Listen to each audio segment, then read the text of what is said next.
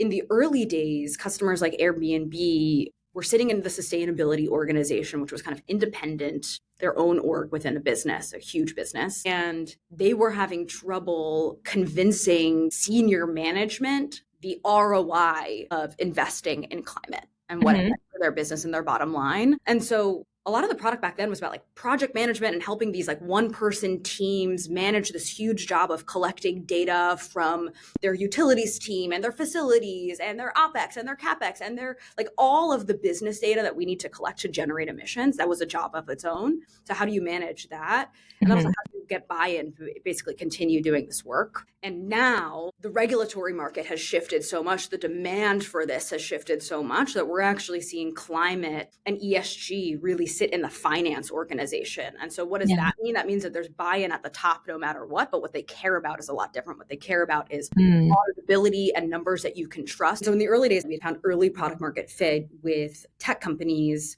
but we realized that the impact at scale was more upmarket and more with these like multinational conglomerates that were much more in the physical goods manufacturing space because they are the highest emitters. And so we kind of shifted, we can do the core jobs with these tech companies that are emissive, but not as emissive as a global bank or a company like FedEx. Think about like the biggest companies in the world. How can we go and tackle that market?